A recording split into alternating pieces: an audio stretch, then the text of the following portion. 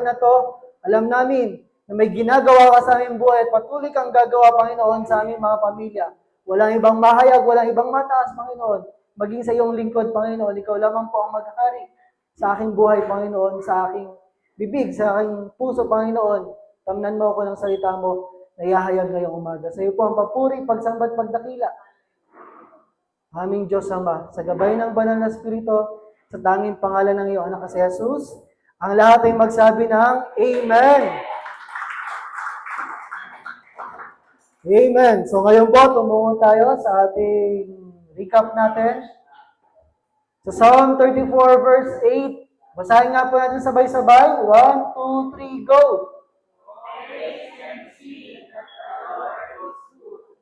Meron naman konting lagyan nyo naman konting diin. Kasi, personal to eh.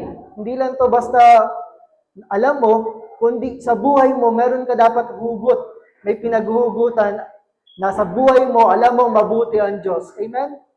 Isa pa nga po, basahin natin. 1, 2, 3, go!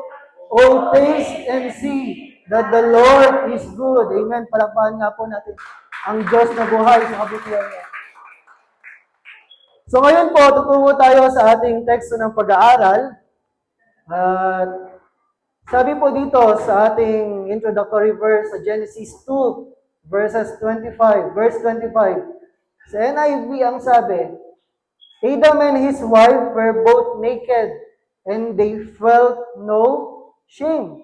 Sa Tagalog, ang lalaki at ang kanyang asawa ay kapwa-hubad, ngunit sila'y hindi nahihiya. Amen? Nung estado na to, pinapakita ito yung estado na kung saan ang tao ay nandoon sa pinakamataas na tuktok ng kanyang innocence. Dahil yung sinabi po dito, bakit wala silang kahihiyan? Sila'y hubad. Amen? Sa panahon natin ngayon, pag naghubad ka ba, kaya mo pumunta sa labas? Hindi. Bakit? Bukod sa uhulihin ka, dahil may ordinansa ngayon na bawal yung topless, baka mapagkamalan ka na, na may tama daw. Okay? Bakit? Pinapakita dito, nung panahon nila, bakit sila hubad? Sapagkat ito ay simbolismo, ito ay representasyon, ito ay estado nila. They are in the perfect holiness, perfect innocence, and perfect sinlessness. Sila ay walang kasalanan at walang kamuwang-muwang pagdating sa kasalanan. Amen? Kaya wala silang guilt na hubad kami. Pero alam naman natin yung nangyari, di ba? Sa panahon na to, napakaganda ng kwento ng buhay ni Adan at ni Eva, kaso dumating yung kaaway. In John 10:10, ano pong sabi? Ang magnanakaw ay dumating lamang para magnakaw, pumatay, at manira. Ganon yung ginawa ni Satanas kay Adan at kay Eva, na kung saan ninakaw niya yung kainosentehan ng tao pagdating sa kasalanan. Ninakaw niya at pinatay sa pamamagitan ng physical and spiritual death. Diba? Dahil sabi sa Biblia, dahil sa kasalanan, pumasok din yung kamatayan. Amen? Mamamatay na sila dahil sa kasalanan. Dumating yung kamatayan. At dito, ninakaw din yung connection nila sa Panginoon. Diba? After nito, nang sila'y nagkasala, pinalaya sila sa Garden of Eden. Amen? Ganito yung estado ng original creation ng Panginoon. Naked, no shame. Pero dahil nga sa kasalanan, nasira yung original na estado na yon. Kaya naman nagbigay ng solusyon si Lord. Amen? In Romans 10:11, ang sabi ng salita ng Diyos, as Scripture says, anyone who believes in Him will never be put to shame. Sa Tagalog, sapagkat sinasabi ng kasulatan, ang bawat umattend ba yan? Ang bawat nag-tithes ba yan? Ang bawat sumasampalataya sa Kanya. Amen? Na hindi porket umattend ka ng church, okay ka na. Ang hinahanap dito, yung relasyon sa Panginoon. Amen? Kailangan sumasampalataya sa Kanya. Hindi ka mailagay sa kahihiyan. Ibig sabihin, yung buhay mo, Kung dati, pasira ng pasira, ngayon, inaayos ng Diyos at hindi ka hahatulan sa pagdating ng panahon. Amen? Kaya yung buhay mo, kung dati nakakahiya, nung nakilala mo si Lord, makikita mo kung gaano binabago ng Diyos yung buhay natin. Amen? Kaya po ang topic natin ngayong umaga, pinatulinan ko kasi ang pointers natin, 1 to 100. Okay? Lista nyo na lang kung makakailan ako at kung hanggang kailan. Okay? So kanina habang nag-worship tayo sa Panginoon, naramdaman ko to. Katulad ng jar, ng vase na to. Na sa buhay ko, dumating din yung punto ko na ako'y sirang-sira, basag sa harapan ng Diyos. Na feeling mo, wala nang pag-asa mangyayari sa'yo. Pero dahil ang Diyos natin ay mabuti, makikilala natin siya ngayon sa umaga na to. Sa title natin na, Taste and See God, Restorer of Innocent Life. Amen? Lasapin na tingnan ng Diyos pagpapanumbalik ng buhay na walang sala. Na the moment na makilala mo si Lord, ito yung specialty niya, bumuo. Samantalang ang specialty ng kaaway, manira, manwasak, pumatay, maghati. Pero ang nais ng Diyos sa buhay natin, patuloy tayong buuin. Amen?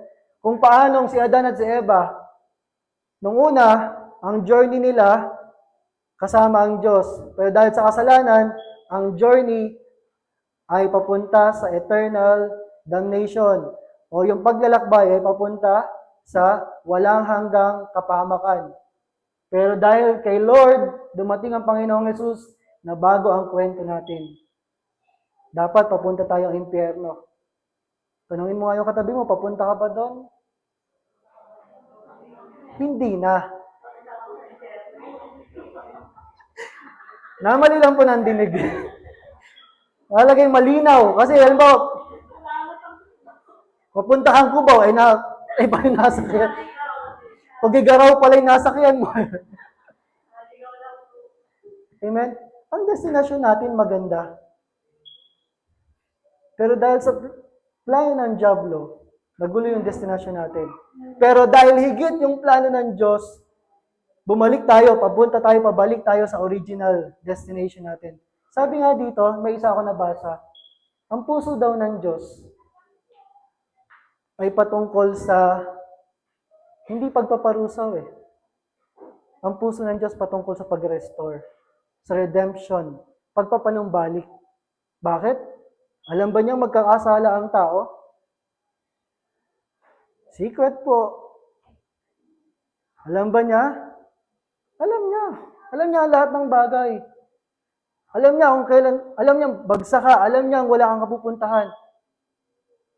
Pero, alam din niya na may maganda siyang plano sa buhay mo. Amen? Na kahit anong gawa ng kaaway, bago pa man, alam na niya yung mangyayari.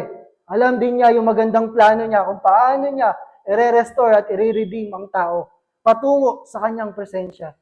Kaya yung puso ng Diyos, walang ibang nais kundi magbuo, magpanumbalik.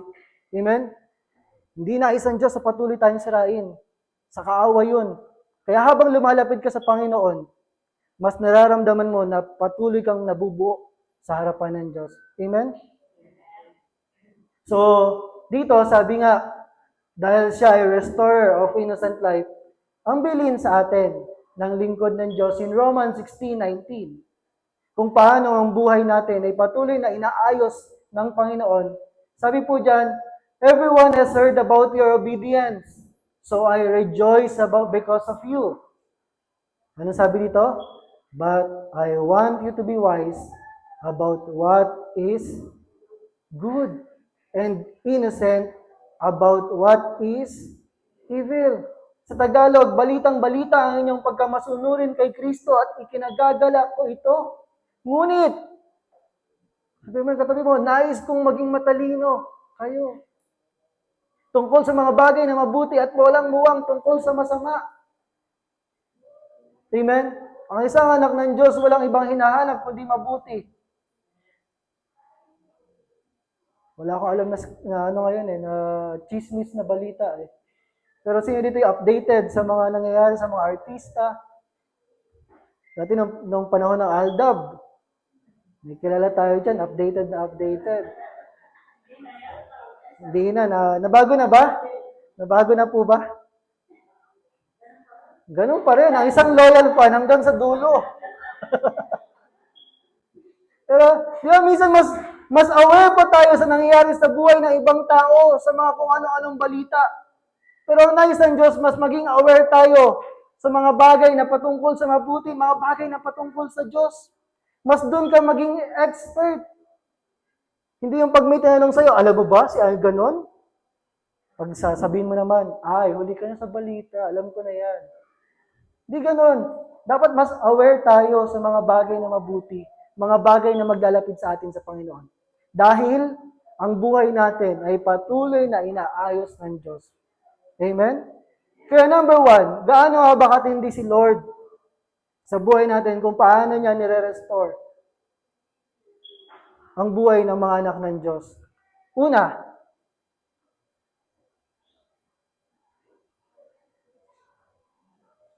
meron ka ba nito ngayon, kapatid?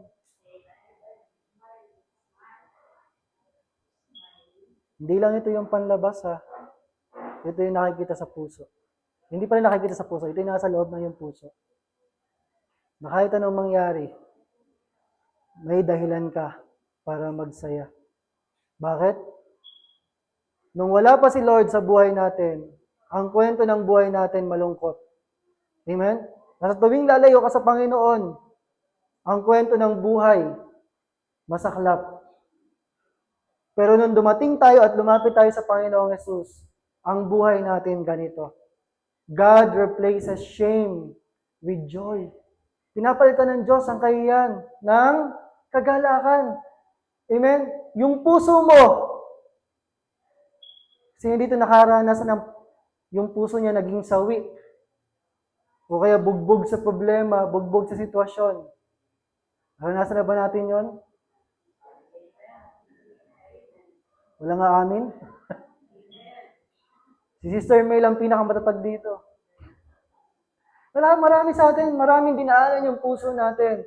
Pero the moment na makilala natin yung Lord, papalitan niya yung lahat ng kahihiyan, lahat ng nangyaring hindi maganda, lahat na ayaw mo nang maalala, papalitan niya ng dahilan nito. Basahin nga natin, God replaces shame with... May kulang pa. Period. Bakit? Minsan kasi, nag-aalala ka pa rin.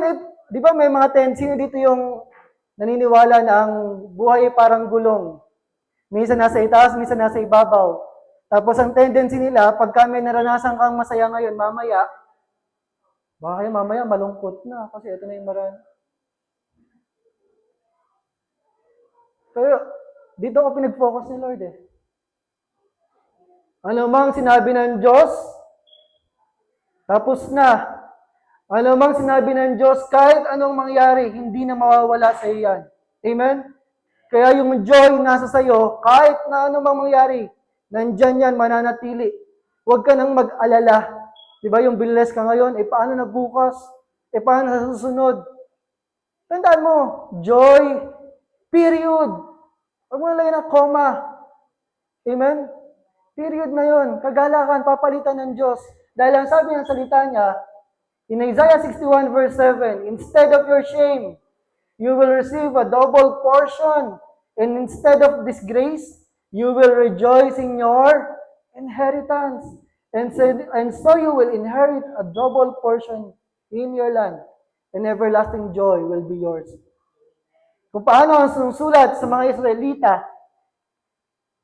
ang sabi dito, magtatamo kayo ng dalawang bahagi sa halip na kahihiyan.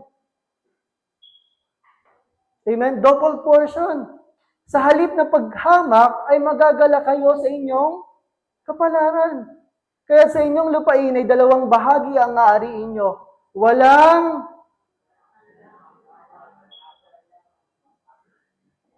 Amen? Kaya we need to strive, lagi natin ilaban ng Diyos sa buhay natin. Dahil habang tayo lumalapit sa Kanya, mas lalo natin nararanasan kung paano niya tayo inaayos. Meron akong mga kilala, dinaanan din naman natin lahat to, na dati, punong-puno ng problema yung buhay mo. Hindi mo na alam kung saan lalagay. Meron sa rep, meron sa cabinet. Pagbukas mo ng CR, punong-puno. Pag nakita mo yung asawa mo, ang ganda naman niya. Yan ah. Pero, sabi nga doon, we cannot restore ourselves. Hindi mo kayang panumbalik yung sarili mo. Wala kang pwedeng gawin sa sarili mo. Tanging ang Diyos lamang. Amen? Kaya kapag nakilala mo si Lord, ang una, inaayos niya yung puso mo. Yung laman yan, walang ibang magiging laman kundi siya. Kaya ang puso mo, walang ibang gagawin kundi magpuri. At yung pagpupuri mo ay mapupuno yung kagalakan. At buhay mo walang hanggang pasasalamat din. Amen? Kaya yung shame mo dati, pinapalitan ng joy. Period. Non-negotiable. Amen? Number 2. Kilala niyo ba yung tao na to? Example natin sa number 2. Ay ang buhay ni Brother Lito. Ay, si Joseph pala. Sorry, mali. Akala ko si Brother Lito. Diba? Ang kwento ng buhay niya, gusto niya siyang patayin ng kanyang mga kapatid. Pero sabi ni Ruben, wag, tapon na lang natin sa balon. Tapos may nakita silang mga ngalakal. Binenta siya bilang alipin, napunta kay Faraon. Naging katiwala ni Faraon, sumunod sa kanya. Pero dahil sa asawa ni Potiphar, napunta siya ng kulungan. Pero in spite of all this, masarap ba yung buhay ni Joseph? Nagreklamo ba siya sa Panginoon? Sa pinakamasarap na kwento, wala kang mababasa nagreklamo si Joseph sa buhay niya. Pero, makikita niyo naman yung number 2 sa buhay niya. God brings favor instead of disgrace. Ang Diyos ay nagdadala ng pabor imbes na kahihiyan. Ayun na, dalawa na sila. Dapat patay na si Joseph eh. Diba? Pero hindi pumayag ang Diyos. Dapat sobrang hirap ng buhay ni Joseph eh. Pero hindi pumayag ang Diyos. Dapat bulok na siya sa kulungan eh. Pero hindi pumayag ang Diyos. Amen? Si Joseph to. Noong panahon na siya ay alipin ni Potiphar, siya yung, dahil nasa kanya yung pabor ng Diyos, siya yung naging katiwala ni Potiphar. Amen? Siya yung pinakamataas na katiwala. Ganun yung pagtitiwala. Sa panahon na siya yung nasa kulungan, ganun din yung nangyari sa kanya. Bakit nasa kanya ang pabor ng Diyos? Anumang sitwasyon ng buhay ni Joseph, siya ay umuunlad at pinagpapala ng Diyos. Amen? Kaya sa buhay natin, anumang sitwasyon mo, ikaw ay uunlad at pagpapalain ng Panginoon dahil nasa iyo yung pabor. Ano ibig sabihin ng favor, ng pabor? Konektado to sa salitang hindi karapat-dapat. Yun yung pabor na binibigay sa atin ng Diyos. Hindi tayo karapat-dapat tumanggap ng biyaya niya, pero dahil sa kagandahang loob niya, sa pagmamahal niya sa atin, pinaparanas niya sa atin yung kanyang pabor. Amen? Kaya naman yung dinaanan mong sitwasyon, katulad ng stages sa buhay ni Joseph, tandaan mo, dumadaan ka lang dyan. At kahit ano man yung sitwasyon na yan, siguraduhin mo nagpupuri ka sa Panginoon dahil hindi papayag ang Diyos na hindi ka umunlad o pagpalain. Amen? Kahit gaano man kataas ang presyo ng gasolina, mas higit pa rin ang presyo ng biyaya ng Diyos sa iyo. Amen? Diba? Tumaas man ang presyo ng itlog, yayaman pa rin ang nagbebenta ng itlog. Bibili pa rin tayo ng masarap eh. Amen? Kaya dito sa buhay ni Joseph, nagreklamo ba siya? Hindi. Ngayon, dahil sa pagsama ng Diyos. Kaya siguraduhin mo palagi na inuuna mo si Lord sa buhay mo. Dahil kahit anumang sitwasyon, magkasakit ka man, dahil kasama mo ang Diyos, na sa iyo ang pabor ng Diyos. Kaya ang sabi dito ng Psalm 30 verse 5, "For His anger lasts only a moment." Ito na, may subscription pala dito kay Lord. But His favor lasts a lifetime. Weeping may stay for the night, but rejoicing comes in the morning. Ito yung pinakamasarap na subscription sa buhay mo. His favor lasts a lifetime. Sa computer, pag nag-i-install kayo ng mga antivirus, sa cellphone, pag may binibili kayong mga app, meron yung mga subscription, di ba? May mga binabayaran. Minsan mahal, madalas mahal. Pero mahusay yung mga Pinoy, nakaka-hack. Nung dati, okay lang gumamit sa akin ng mga pirating. Ngayon, ako-convict na ako. Ayun, naayos ko ng buhay mo. Pero alam mo, di ba, nung nakaraan, nagkakagulo ang mga operator, driver ng jeep. Bakit? Kasi may mga nawawalang lista ng pangalan na makakatanggap ng ayuda. Kasi pag wala ka dun sa listahan, kasi di talaga madali yung sitwasyon natin. Pero dahil anak ka ng Diyos, na kasama mo ang Diyos, kinakaya mo at umuunlad ka pa rin. Amen? Pero dito, hindi mo na kailangan magpalista. Automatic, subscribe ka na sa favor ng Diyos. It will last a lifetime, hindi lang 1 taon. Amen? Subscription mo kay Lord hanggang tumanda ka. Diba isa sa mga concern naman nagtatrabaho? Paano pag nag-retire na ako? Paano pagka matanda na ako? Sino mag-aalaga sa akin? Sino nang mag-aano sa akin? Kaya nga, pinagpapray ko pa rin, Lord, mag-asawa ba o hindi? Tapos nung last time, may nakita ko, here are the signs kung paano tinawag ka bilang single. Sabi ko, parang pasok ako lahat. Pero sabi ko nga, hindi ako mag-aalala kasi yun lang naman yung issue eh. Sabi nila, mas maganda sa pastor may kasama, may kahalili ka. Sabi ko, Lord, bahala ka na kung ano pa inaayos mo sa akin. Sige lang. So, kapatid, tandaan mo, nakasubscribe ka na dito. Amen? Hindi lang pang isang araw, kundi pang lifetime. Sabi mo, lifetime. Sabi sa Tagalog, ang kanyang galit, ito'y panandalian. May kilala ba kayong ganyan o pang matagalan? Amen? Ngunit, panghabang buhay ang kanyang kabutihan. Amen? Sa buong magdamag, ibig sabihin may mga dadaanan kang problema, mga sitwasyon, luha may pumatak. Pero, pagsapit ng umaga, kapalit ay galak. Di ba? Kaya nga, every gising is a blessing. Amen? Pangatlo, ito, kalala nyo pa rin to.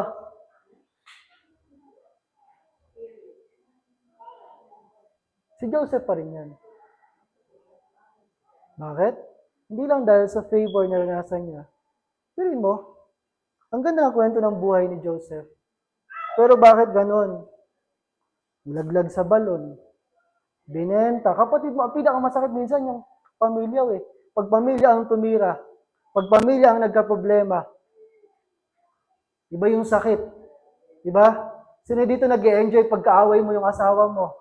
Diba hindi naman? Kalabitin mo nga yung mahal na asawa at sabihin mo, mahal na mahal kita. Kaya wag mo na akong awayin.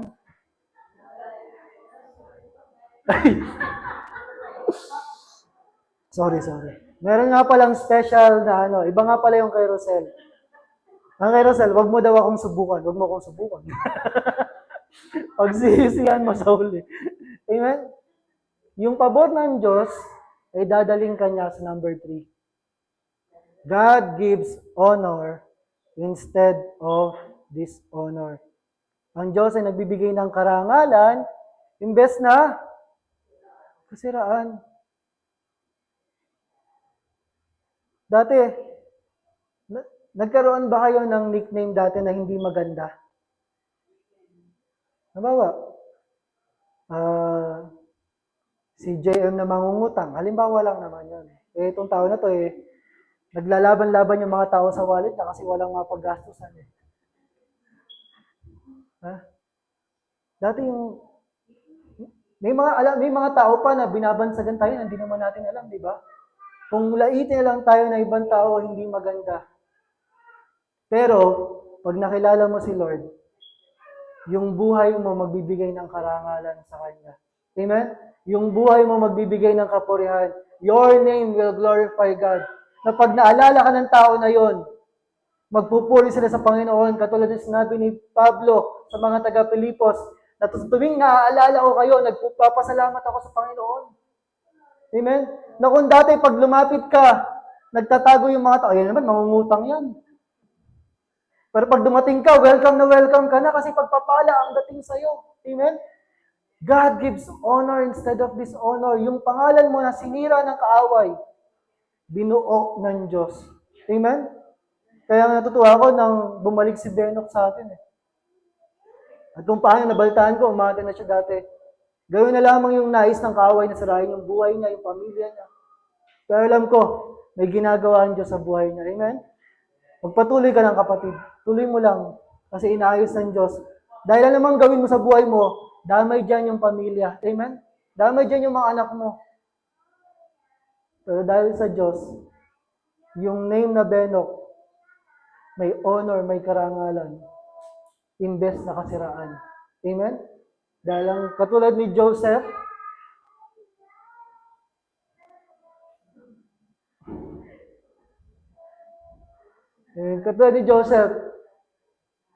nasa kulungan na. Ang kulungan ay simbolo ng kawalan ng pag-asa. Simbolo ng matinding kalungkutan. Simbolo ng matinding pagdurusa. Pero ganoon pa man, dahil sa pagsama ng Diyos sa Kanya, isang araw, naipaliwanag niya ang panaginip ng paraon at siya ay tinanghal, ginawang gobernador ng buong Ehipto. Amen? Kaya yung pangalan natin, inaayos ng Diyos. Bakit? Dahil ikaw ay isang Kristiyano. Amen? Dala-dala mo sa pangalan mo yung pagiging Kristiyano. Amen? Pwede ba na si Rosel na Kristiyano na magagalitin at pwede ba yon? Hindi, di ba? Si Rosel na Kristiyano ay isang mabuting asawa. Mag-amen ka!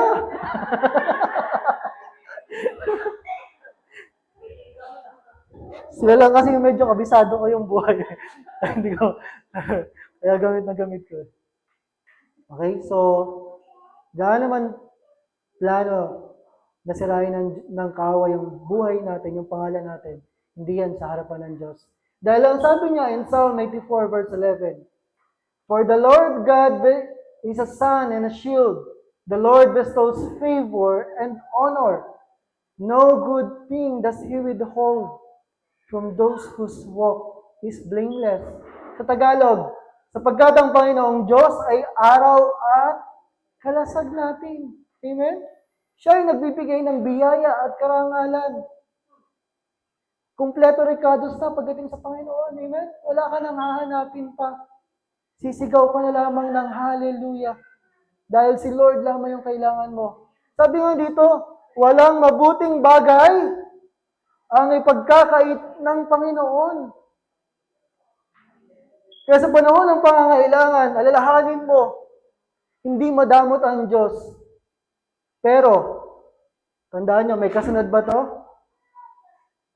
Meron.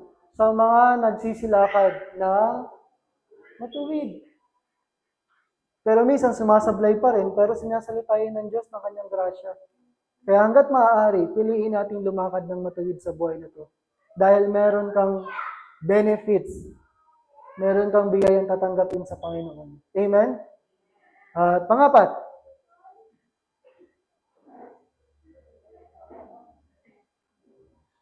okay, ito ay isang talaba.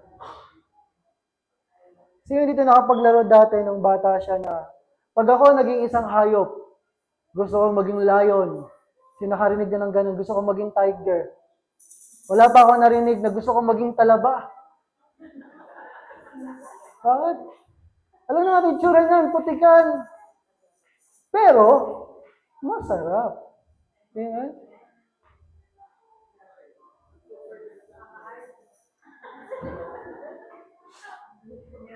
Konti-konti lang kasi. Okay. Sabi nga ng isang pastor, alam nyo, yung katawan mo, biyaya yun ng Diyos talaga. Bakit? Sabi nga ng isang pastor, yung katawan mo napakatibay. Bakit? Tanongin niyo kung bakit. Sa dinami-dami ng ginawa natin sa katawan na to, hindi siya agad bumibigay. Kung kailan sagad na sagad lang, doon lang talaga nararamdaman natin yung sakit. Pero hanggat kayang kayanin ang katawan mo, kasi kaya akala mo okay pa rin yun, okay pa rin to. Pero yung katawan na to, dinisenyo ng Diyos na napakatibay. Kaya lang, sinasagad natin. Kaya minsan, may mga nagbubukas ng pinto na karamdaman sa buhay natin. Ayan, dalawa na sila, lumalabas. Tapos na kayo? Hindi pa.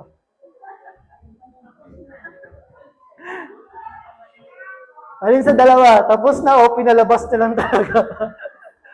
Para makaraos na yung teacher nila. Okay? So, ganito yung buhay natin. In reality, hindi mo na naisip na hindi magandang buhay. Nakala mo parang pangit ang buhay mo, parang isang talaba na punong-puno ng putik. Pero alam niyo ba, may isang mahalagang gampanin ng talaba, mga shell sa karagatan.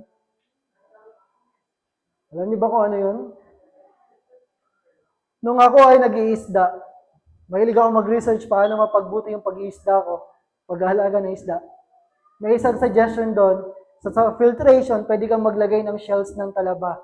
Dahil yung shells ng talaba, nakakalinis daw ng tubig. Yung mga talaba na to, yung mga shell na to, ang mahalagang bahagi nila sa karagatan, maglinis ng tubig. Kaya hindi to basta-basta lang.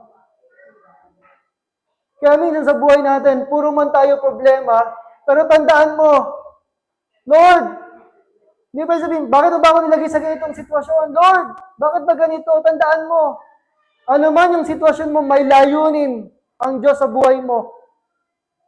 Amen? May magandang layunin ang Diyos sa buhay mo. Kung ngayon, sira pa, tumuloy ka lang sa paglakad dahil may magandang layunin, may magandang ginagawa ang Diyos sa buhay natin. Amen? Katulad ng talaba na to. Nakala mo wala lang, pero may purpose pala ang Diyos. Amen? At itong perlas na to, pag binuksan mo yung mga ibang talaba, hindi lahat ng talaba, baka maghanap kayo ng mga talabahan. Pag binuksan mo yung talaba na to, yung mga shells, meron ka makikita ng napakagandang perlas. Dahil sabi nga, bago mabuo yung perlas na to, habang sila ay nakabukas at kumakain, may mga nakakapasok na dumi. Minsan buhangin, minsan mga kalat. Ang gagawin pala nung muscle na to, yung loob, naglalabas siya ng substance na parang, ang tawag yan, nakalimutan ko pa, nacre. Tapos yung nacre na yon, papalibutan niya yung dumi na yon. Kasi nga, naiirita siya eh. Pag nagkaroon ng irritants yung talaba, binabalutan niya hanggang sa maging isang magandang perlas. Ganon din sa buhay natin. May mga tao, may mga sitwasyon na para bang nakakairita, parang hindi madali. Pero sabi nga, tama pala yung ginagawa ko. Kasi, hindi pala masarap maging magulang. Hindi laging masarap. Amen? Kasi nung minsan, nagbabantay ako kay Gail sa kay Jaden, hindi pala masaya na. Tapos, pagka nasa akin yung pag nagsama-sama yan, James, Toto, Impin, wag yan, nagkapikunan. Sabi ko, ano kayo naramdaman ni Sister May pag laging nag-aaway ito? Parang gusto ko laging sumabog, tapos minsan, andyan pa si Gab-Gab. Nasabay pa mga nagkukulitan silang apat. Pero, may mga tao palang binibigay sa atin ng Diyos. Hindi para mahirapan ka. May mga tao binibigay ng Diyos sa atin dahil kailangan na pang mabago. Kailangan na pang maayos. Kaya sabi ko, pag Pagka nagkakaroon pa ako ng irritation, sabi ko, Lord, di pa talaga. Kailangan pa talagang ayusin. Kailangan pang habaan ng pasensya. Kailangan pa patuloy na magbago. Kaya yung mga bagay o sitwasyon na tingin nyo parang problema, huwag nyo isipin na negatibo. Amen? Dahil sa pagre-restore ng Panginoon, sa number 4, bubuksan niya yung mata natin para makita na ang buhay natin ay paganda ng paganda, paayos ng paayos, hindi papangit ng papangit. Amen? Dahil sa number 4, God clothes us with beauty instead of ugliness. Dinadamitan tayo ng Diyos ng kagandahan imbis na kapangitan. Kaya yung mga sitwasyon mo sa buhay, huwag mo isipin na, Lord, iniwanan mo na ba ako? Hindi. Kaya ka nandito ngayon, kapatid, tandaan mo to. Dahil may isang Diyos nagmamahal sa'yo, na naglulusod sa'yo, kaya ka nandito ngayon. Amen? Na nagpapalakas sa'yo, nagpapatibay sa'yo, kahit anumang mangyari. Kaya ang buhay mo, paganda ng paganda. Hindi mo pa man makita, pero makikita mo yung sitwasyon mo, paayos ng paayos. Inaayos ng Diyos ang buhay mo. Kaya wag mo isipin na nag-iisa ka sa laban. Dahil pinapaganda ng Diyos ang kwento ng buhay mo. Sabi nga, master na master ni Lord, yung mga ruins, yung mga disyerto, ay papagandahin niya para maging isang testimony ng buhay mo. Amen? Yung sirang-sira ka, isang araw testimony mo na lang yan. Dahil may ginawa ang Diyos sa buhay mo. Amen? Kaya ang sabi po niya dito sa Isaiah 61 verse 3, and provide for those who grieve in Zion, to bestow on them a crown of beauty instead of ashes, the oil of joy instead of mourning, and a garment of praise instead of spirit of despair. At ang sabi dito, they will be called oaks of righteousness, a planting of the Lord for the display of His splendor. Sa Tagalog po ang sabi, upang pagkalooban sila na tumatangi sa Zion. Mga nagdurusa dahil sa kanilang mga nagawa. Upang bigyan sila ng putong na bulaklak sa halip ng mga abo. Dahil yung abo, simbolo yun ng pagdurusa, pagbabalik loob. Pero yung bibigay sa atin, putong ng bulaklak. Sa halip na pagtangis, ay langis ng kagalakan. Sa halip na lupaypay, kapatid, lupaypay na diwa, pagod na pagod ka ng mag-isip, ay damit ng kapurihan. Amen? Sa panahon na nag-aalala ka, suotin mo yung damit ng kapurihan. Amen? Magpuri ka sa Panginoon. Ilaban mo kapatid dahil nilalaban ka ng Diyos upang sila'y matawag ng mga punong kahoy ng katwiran. Huwag kang aayon sa hindi maganda. Gawin mo pa rin kung ano yung tama. Ang pananim ng Panginoon upang siya'y bigyan ng kaluwalhatian. Kaya yung mata mo, kapatid, binubuksan niya ng Diyos upang makita mo na ang buhay mo ay inaayos niya. Lord, parang wala nang pag-asa dito sa sitwasyon ko, sa anak ko, sa pamilya ko, sa sakit ko. Buksan mo yung mata mo sa kagandahan ng ginagawa ng Diyos sa'yo. Amen? Tingnan mo yung katabi mo. Ang ganda-ganda niyan. Ang pogi-pogi niyan. Amen? Dahil dala-dala niya ng kaluwalhatian ng Diyos. Amen? At panglima, sa panahon ng restoration, sa proseso ng pagpapanumbalik sa atin ng Diyos, makakaranas tayo ng iba't ibang klase na hindi magandang sitwasyon. Gustuhin mo man natin o hindi, may ginawa man tayo o wala, may mga panahon na hindi okay ang trato ng mundo sa atin. Diba Lord, nagpa-pray naman ako, ginagawa ko naman, pero bakit ganito pa rin? Sa number 5, alalahanin natin, God upholds justice for the injustice. Binibigay ng Diyos ang katarungan para sa nawala ng katarungan. Lalo na sa sistema ng hudikatura natin, amen, sa justice system, sobrang bagal. At pag mayaman pa yung kalaban mo, pwedeng gamitan ng pera. Pero tandaan natin, ang katarungan ng Diyos ay mararanasan ng kanyang mga anak. Amen? Ang katarungan ng Diyos ay dadaloy sa buhay ng kanyang mga anak na matuwid. Hindi papayag ang Diyos. Amen? Pero ganun pa man yung puso mo, huwag mong punuin ang paghihiganti. Sa panahon ni Job, kung di po ako nagkakamali, diba? Matindi yung naranasan niya. Ang dami niyang blessing, pero sinubok siya ng dyablo. Kung ano ng sakit, kung mga anak niya namatay, yung mga animals na lang niya. Yung mga kahayupan, mga alagang hayop, yung kinabubuhay niya, nawala lahat. Kinausap niya yung asawa niya, bakit hindi mo pasumpain yung Diyos mo nang mamatay ka na? Kasi hirap na hirap ka, sugat mo. Sa katawan mo, sakit mo. Pero ang sabi ni Job, sa panahon labang ba na mabuti natin pupurihin ang Panginoon? Tapos yung mga kaibigan niya, dumalaw pa. Tinusig din siya. Durusa na siya, hirap na hirap na. Kaya kailangan mga kapatid tayo kapatid at kaibigan, sa tuwing lalapit ka sa mga kapatid natin, maging sensitibo tayo palagi. Lagi tayo makiramdam. Ano bang sitwasyon ng tao na to? Huwag agad-agad nating huhusgahan. Maging maingat tayo sa pagkasalita. Kaya alam niyo, nagsimula yung restoration sa panahon ni Job nung siya ay nanalangin at pinatawad yung mga kaibigan niya.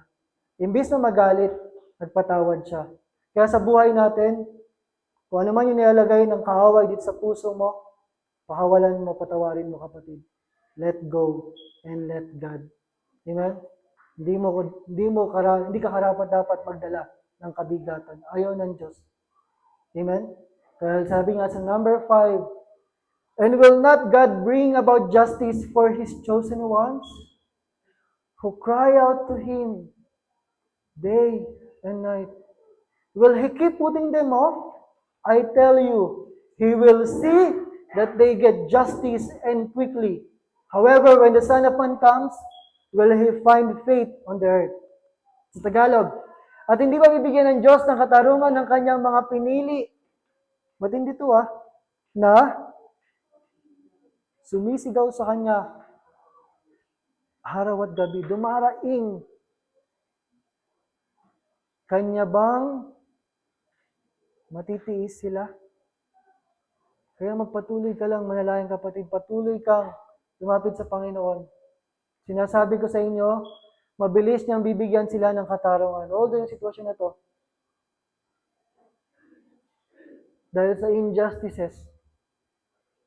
Pero yung katarungan ng Diyos, sabi ito, mabilis na ibibigay ng Diyos. Gayon man, paparito ang anak ng tao, makakatagpo kaya siya ng pananampalataya sa lupa. Amen? Matagpuan nawa tayo ng Diyos. Na kahit anumang sitwasyon mo, kapatid, patuloy kang nananampalataya. Dahil sabi nga ni Pastor Charles kanina, ano yung sinabi niya? It is finished. Tapos na. Kaya kung may utang ka sa katabi mo, sabihin mo, tapos na. Hindi yun hindi yung ganon. Joke lang. Kevin, samantalin mo na, baka may utang ka dyan. Sinegway na kita At, pang-anim. Nakakailan na tayo? 6 na. Ilan na lang? 94 na lang. Sa panahon ng restoration, katulad ng bansang Israel, iba't ibang klaseng pagdurusa ang ginawa, naranasan nila. Pero, nung sila'y nakinig, nung sila'y sumunod sa Diyos, naranasan nila yung number 6. God gives liberty instead of slavery. Ang Diyos ay nagbibigay ng kalayaan imbes na pagkaalipin. Amen? Pagkaalipin sa kasalanan, pagkaalipin sa pagdurusa, sa utang, sa problema, sa sitwasyon. Isang araw tatayo ka dito at itatestify mo, naranasan mo na pinalaya ka ng Diyos. Amen? Isang araw, mapapakinggan nyo si Ate Melba. mag-share sa tithes and offering. Ayan. Bakit? Kasi, itong mga tao na to, nakinig, sumunod. Kung hindi sila nakinig at sumunod, maiiwan sila doon sa Ehipto. Amen? Pero dahil sila ay nakinig, nakaranas sila ng pagpapalaya. Kaya sa buhay natin, kailangan, pag inaayos ka ng Diyos, patuloy kang sumunod. Amen? Patuloy kang lumakad sa kalooban ng Diyos kung saan kanya gustong gawin. Kaya nga dati, sabi ko, Lord, tinawag ko pa talaga akong pastor. Parang hindi naman. Parang nakakaya, parang hindi ko naman kaya. Pero sabi lang, lakad lang sa kalooban ng Diyos kung saan ka dinadala niya. Sabi ko, nakakapagod pala yung mga iba't ibang ministeryo. Pag marami kang koneksyon. Pero ang dami mo rin nakikilala. Sabi ko nga, isang araw, Lord, makakarating kaya dito yung mga Koreano na yun? Malay natin. Kasi nagbubuo sila ng mga 300 na mga churches at sabi nga nila, wala pa sa Malolos. So, kaya yung magpa-pioneer, di ba? Magko-connect tayo sa mga iba't ibang churches. So, kailangan patuloy kang sumunod, kapatid. Kung gusto mong patuloy na lumaya. Bakit? Noong panahon ng mga Israelita, naisip ba nilang bumalik? Naisip ba ng mga Israelita na bumalik sa Ehipto? Amen, di ba? Inaayos na sila ng Diyos. Pero dahil sa hindi nila maganda yung nakikita nila, puro kulang, puro wala yung hinahanap nila, puro pagdurusa, wala sila ibang nais kundi bumalik. Kaya kapatid, kailangan magpatuloy ka. Amen? Huwag mo na isipin bumalik dahil hindi ka na doon tinawag ng Diyos. Amen? Tinawag ka ng Diyos sa sumunod sa Kanya. Panghawakan mo yun. Halimbawa, si Pastor Kevin, diba? Wala siyang income. Pero dahil tinawag siya ng Diyos, nagpapatuloy yung pamilya nila. Isang araw, malay mo, si Jenica ang pagyayamanin kasi isa sa prayer request ko noon, sabi ko, Lord, kung kalooban mo, dalin mo, kung kalooban mo po, mapupunta ako ng Korea para mag-mission sa'yo. At ang sabi ni Kevin nun sa prayer, Lord, hindi lang siya, pati kami. Pati ako. Amen? Sabi ko, bakit nga ba ako lang? Yung mga binubuksan na connection ni Lord isang araw, tayo na yung magiging counselor sa mga kabataan na to. Amen? Tayo na yung mga hahayo para sa mga kabataan na to. Tayo na yung gagamitin ng Diyos para humayo. Kaya, ang napakalaga dito na nakita ko, magpatuloy ka, kapatid. Huwag kang bibitaw. Huwag kang tatalikod. Huwag mong isipin na balik na ako sa dati. Hindi. Tuloy mo lang kasi pinapalaya ka ng Diyos. Amen? Sa mga sitwasyon mo. Amen? Kaya huwag kang titigil sa paglilingkod. Huwag kang titigil sa pagpupuri. Huwag kang titigil, kapatid. Dahil may ginagawa ang Diyos sa buhay mo. Kaya pag naisip mo na ayoko na. Parang hindi naman ako effective. Parang hindi naman ako. Tuloy mo lang, kapatid. Dahil nasa journey ka ng restoration. Amen? Dahil ang sabi nga dito sa Galatians 5:1, it is for freedom that Christ has set us free. Anong sabi diyan kasunod? Stand firm, kapatid. Then do not let yourselves be burdened again by a yoke of slavery. Ito ang madalas nagkakaproblema sa mga kabataan. Malaya na tayo dahil pinalaya tayo ni Kristo. Pinalaya ka ng Diyos sa iba't ibang gapos ng kasalanan, ng kamatayan, ng gawa ng dyablo. Pero hindi ibig sabihin, pinalaya ka para gawin mo yung gusto mo. Pinalaya ka ng Diyos kasi gagamitin ka niya. Amen? Maglilingkod ka sa Kanya. Yung isang araw, yung buhay ni Sister Jonalyn, hahawak siya ng mga grupo ng kababayan, itataas ang pangalan ng Panginoon. Amen? Sa mga dumadaan, sa mga sakit, itataas niya ang pangalan ng Panginoon. Pinapalaya ka ng Diyos, pinalaya ka ng Diyos, dahil may maganda siyang gagawin sa buhay mo. Amen? Kaya, anong sabi ng kasunod?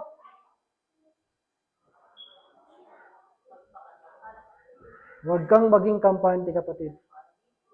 Magpakatatag ka dahil susubukan ka ng kaaway. After nito, atakihin ka agad ng kaaway. Magpakatatag ka. Amen? At huwag nang palipin pang muli Okay, number? Recap na po tayo. Nakakahingal din pala yung 6. Okay. Taste and see God, restorer of innocent life. Paano nga ba pinapanumbalik ng Diyos yung buhay natin na walang sala? Yung original na ginawa ng Diyos sa buhay natin. Kung tingin mo, hindi maganda yung nangyayari sa buhay mo, tandaan mo, pagkasama mo ang Diyos, maganda ng paganda. May problema man o wala. Number 1, God replaces shame with joy. Pinapalitan ng Diyos yung laman ng buhay mo. Kung dati puro kahihiyan, hindi ka makalabas ng bahay, dahil ka nag-iintindi sa iisipin ng mga tao sa paligid mo, lalabas ka araw-araw, lalakad ka na may daladalang kagalakan mula sa Diyos. Amen? Pangalawa, God brings favor. Bukod sa joy, may favor ka pala niya. Instead of disgrace, merong pabor ng Diyos, sinisimbolo yung presensya niya, yung pagsama niya, yung proteksyon niya, yung pag-iingat niya sa atin, yung pagpapalakas niya sa atin, nandun. Upang magawa natin ang kalooban ng Panginoon. Number 3, dahil may favor ka, meron ka pang honor. Amen? Na sa buhay mo, itataas mo ang pangalan ng Panginoon. Amen? Instead of dishonor. Tapos na yung panahon na yung pangalan mo ay sira dahil sa gawa ng kahaway. Amen? Ito yung panahon na ang pangalan mo ay magdadala ng kapurihan sa Panginoong Yesus. Amen? Kaya magpakatatag ka kapatid, susubukan ka na pagkatapos nito. Number 4, God clothes us with beauty instead of ugliness. Kaya isang anak ng Diyos patuloy na, papasin nyo, meron tayong kasama, bagong gupit. O, di ba? Patuloy na gumaganda. Diba, pag tumatayo dito si Pastor Remy, parang hindi di ba? Patuloy pa rin maganda, blooming. Kahit na, alam ko maraming pinagdadaanan ng ating mahal na pastor. Pero nandun pa rin yung kaluwalhatian ng Diyos. Kaya tinan mo nga yung katabi mo, hanapin mo yung maganda sa buhay niya. At walang iba yun, kundi ang Panginoon. Amen? Panglima, God upholds justice for the injustice. Ayan na, yung mga warriors. May justice. At panganim, God gives liberty. Malaya ka na, kapatid. Hindi sa asawa mo, ha? Malaya ka na sa anumang gawa ng kaaway. Nakaramdam ako ng joy kasi. Pero alam ko, kinakabahan na yan. Instead of slavery. Malaya ka na. Di ba dati wala ka nang pakialam sa Panginoon? Pero ngayon, gagamitin ka na pa ng Diyos para maghayag sa kabutihan ng Diyos, tithes and offering. Iwan ako po sa inyo yung verse na to. Philippians 2:15. Bakit nais ng Diyos na i-restore tayo? Bakit nais ng Diyos na buuin ka, ayusin ka? Nakuha niyo ba yung kanina? Balik. Sorry. Sabi ko nga, masarap sa Panginoon.